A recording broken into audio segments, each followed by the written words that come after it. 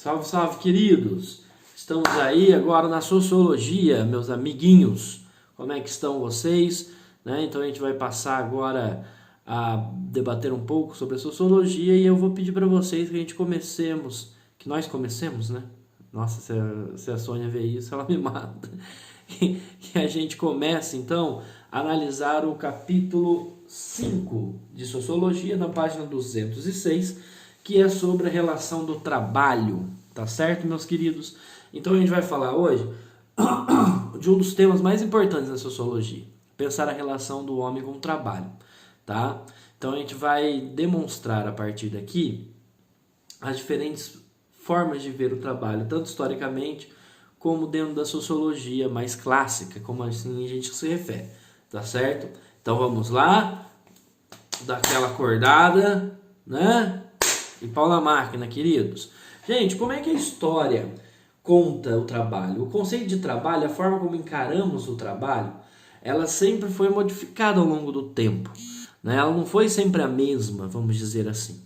Ela passou de significados muitos. Por exemplo, na Roma Antiga, a tradução do termo trabalho, do labor, era condicionada à ideia de tortura, né?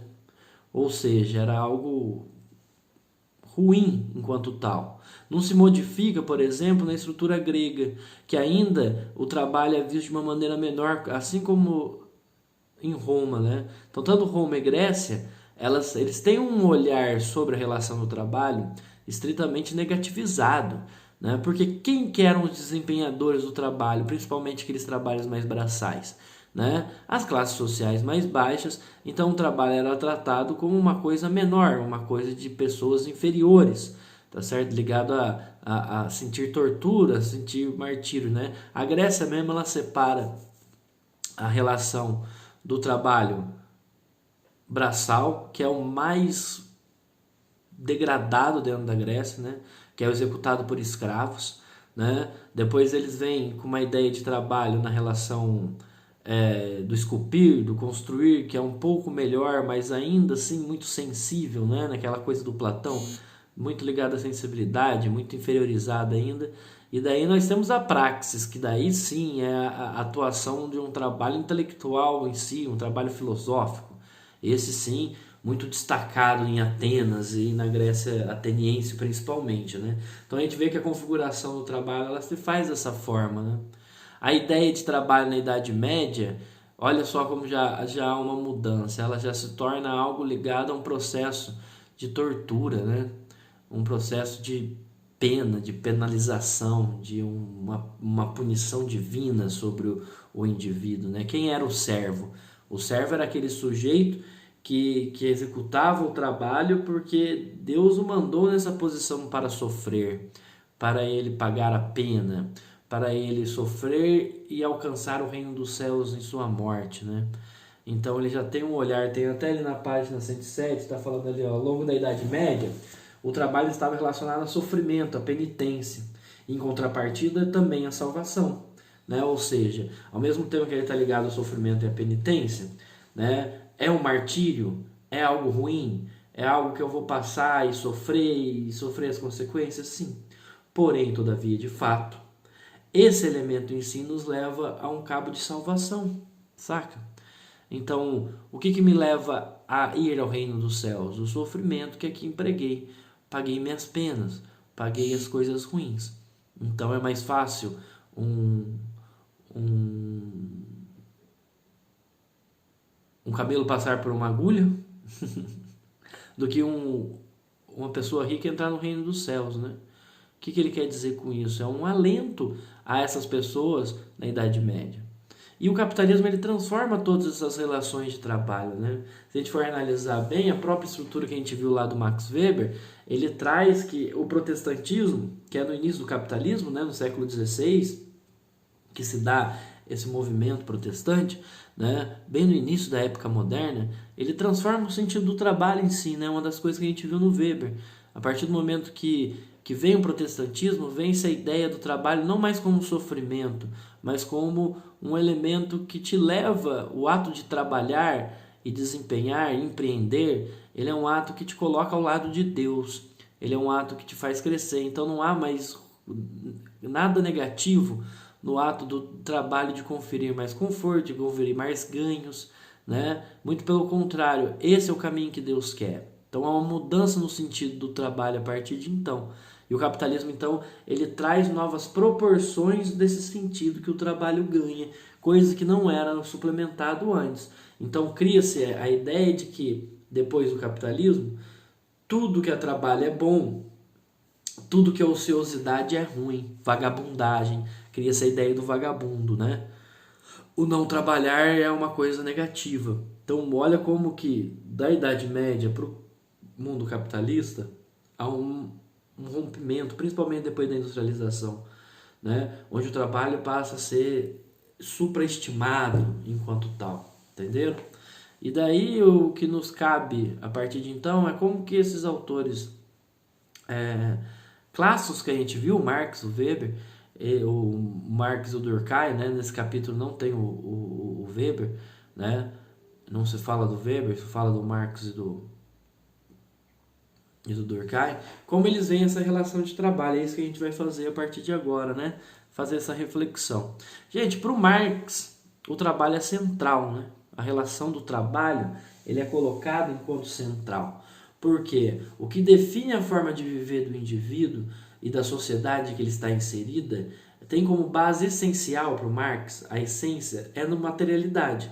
Então, as relações materiais é que influenciam as outras estruturas a se formarem. Então nós temos uma infraestrutura, que é a materialidade, que é o campo produtivo, que é o campo econômico, e a partir disso as infraestruturas que derivam-se sempre dessa infraestrutura, né? Então a forma de produção, as formas de organização do trabalho, elas definem o mapa da forma como a gente acaba pensando, a forma como a gente acaba se organizando politicamente, a forma como a gente passa a se relacionar entre indivíduos. Tudo é determinado na perspectiva marxista pela essa relação produtiva, que é a relação de trabalho, saca? Então é isso que o Marx acaba nos referendando. Por isso que a relação do trabalho ela acaba se tornando central para compreender a sociedade a partir da metodologia e da perspectiva marxista, tá certo? É isso que o Marx confronta enquanto tal. Então, por exemplo, ele usa um exemplo aqui no livro de vocês, na página 107, dos antigos povos indígenas, né? Eles tinham uma forma de organização centrada materialmente de uma maneira muito diferente da nossa ocidental, né? Capitalista, né? Então, como que se fazia esse processo, meus queridos? Normalmente, nós tínhamos uma figura masculina que sobrepunha-se à figura feminina, e a divisão do trabalho ela acabava se assentando, então, em questões de gênero, em questões de sexo, né? E em questões de idade, né? Então, nas questões de gênero, nós tínhamos lá os homens com papéis sociais definidos, como a caça, a coleta, a guerra, né?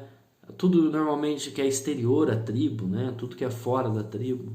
E as mulheres, por sua vez, já faziam os trabalhos mais ligados às relações propriamente de outras especificidades, como dentro da casa, por exemplo, né? O cultivo da mandioca, cuidar dos filhos, arrumar as coisas no interior da tribo, enfim. E também tinha uma divisão por idade, né? Determinada idade, né? Mais velhos tinha um outro papel, normalmente um papel mais educativo do que de trabalho, de labor, né? Então nós tínhamos essa divisão por sexo e idade. Quando chegam os portugueses aqui, invadem o Brasil e fazem a dominação aqui do Brasil, é cunhado uma nova perspectiva de trabalho a esses índios. Eles não viam o trabalho como uma forma de acumulação, por exemplo, saca?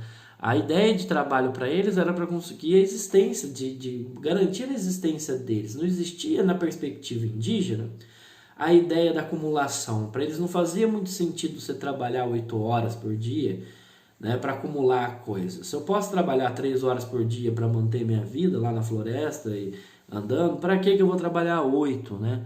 Então tinha dias que eles trabalhavam 10 porque estava difícil de caçar, tinha dias que eles trabalhavam 2, tinha dia, né? Enfim, era de acordo com a necessidade do que a tribo precisava, né?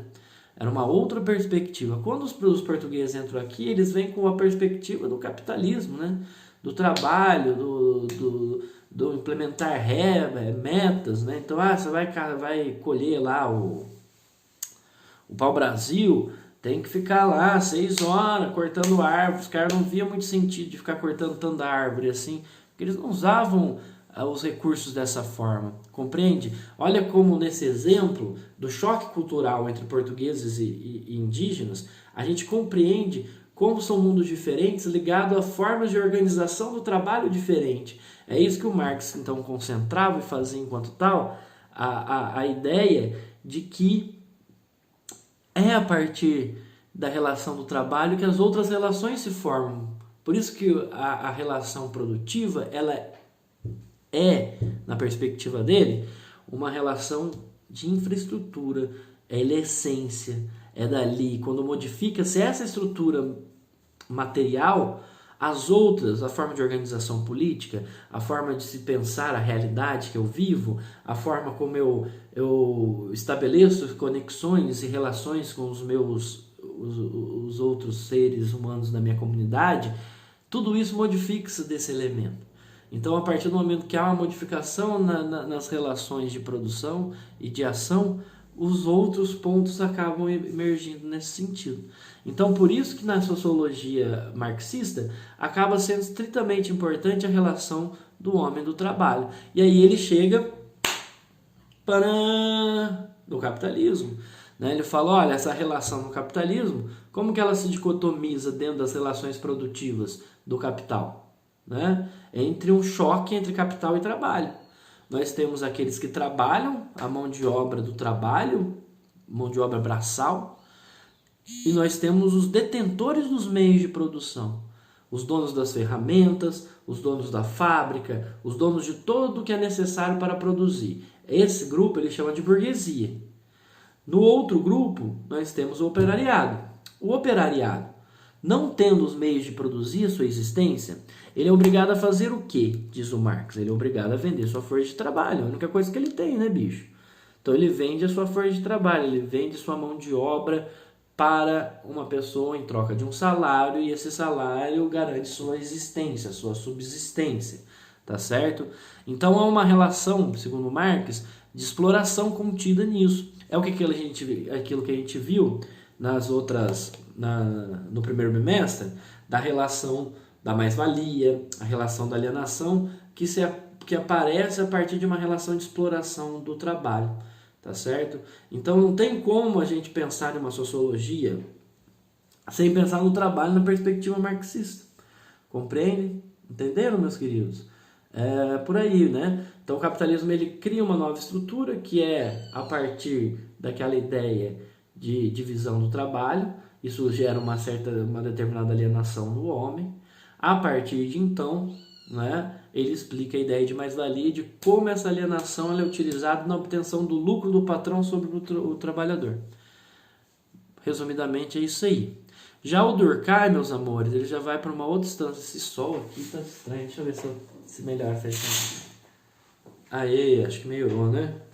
Já na questão do Durkheim, gente, o que é o elemento central para a gente pensar as relações do campo do trabalho? Né? Sem dúvida nenhuma, é a ação da solidariedade orgânica e mecânica que a gente já viu, a gente só vai relembrar aqui, tá certo?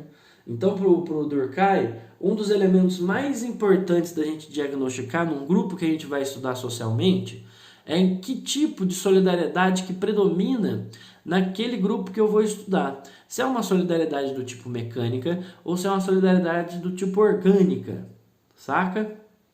Então a solidariedade do tipo mecânica, diz o nosso querido... Passa algo de gel na mão. Ainda bem que não transmite por videoconferência. Então, amores, a solidariedade mecânica é típico das sociedades antes do capitalismo, vai dizer o nosso querido Durkheim, né? Porque a relação que estabelece-se entre os indivíduos para organizar o trabalho e ajudar-se no ato do trabalho, ela não é tanto por necessidade, Ela é mais por uma questão de valores morais, assim. É a moralidade que me faz ajudar o outro. É uma relação de crenças culturais em si, né? Então, o que me faz ajudar o próximo é uma relação muito mais moral do que necessária. Compreende? Por quê?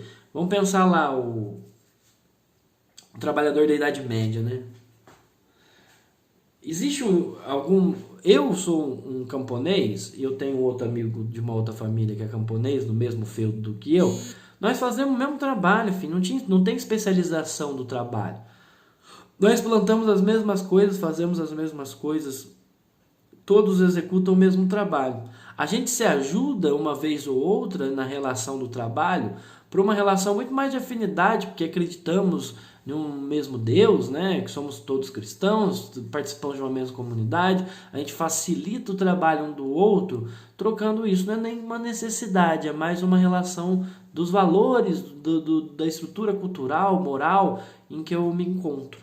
Tá? O capitalismo ele já traz uma outra percepção de trabalho, diz o nosso querido Durkheim, né? Que é a relação da especialidade. Entra-se em jogo a ideia da especialização do trabalho, tá certo? Então a gente cria uma relação de especialização do campo do trabalho. Cada um faz um pedacinho e necessita do trabalho do outro por causa disso. Então, para eu executar, para eu desenvolver e apenas usar e fazer a minha especialidade, eu passo a necessitar do trabalho do outro, porque sem o trabalho do outro, meu trabalho não tem por que desistir. Eu necessito sempre da especialidade do terceiro para que eu consiga exercer a minha especialidade. Então, para o Durkheim, isso é positivo. Ele vê essa ação do capitalismo como uma ação positiva, porque ela cria uma relação de interdependência com os outros. Tá certo? Então, a partir do momento que eu passo a depender do trabalho do outro para sobreviver, isso me cria uma relação de união social, de interdependência, como ele diz. Há uma ação onde a gente se conecta, eu necessito do outro, o outro necessita de mim, a gente se unifica, se torna coeso socialmente. Tá certo? Então, para ele é essencial pensar essa relação do trabalho a partir daí. Beleza, gente? Na próxima aula, na semana que vem, a gente vai ter uma aula sobre o Fordismo e o Taylorismo, que ainda é nesse capítulo, que começa ali na página 210, tá certo? Mas, da 207 até a 210, essas 3 páginas aí, façam para mim um resuminho, por favor, tá certo? Sobre a forma como Marx e o Durkheim enxergam o trabalho. Faz o seguinte para mim, já faz todo o capítulo 5 para mim, tá certo? E as questões que caem Fordismo e Taylorismo, vocês pode deixar, depois quando a gente terminar o Fordismo e Taylorismo, a gente entra nisso. Beleza? Então, o resumo do capítulo 5 e as questões da página... da página 212. Beleza, queridos? Não se esqueçam, vai ter a Tira Dúvida na quarta-feira, às 6:30 da tarde. Beleza? Para tirar dúvidas tanto de filosofia como de sociologia. Então, 6:30 da tarde, primeiro ano, quarta-feira, estarei numa live lá no meu canal onde estou deixando esses vídeos. Demorou, tio? É nóis, um abraço, tchau, tchau.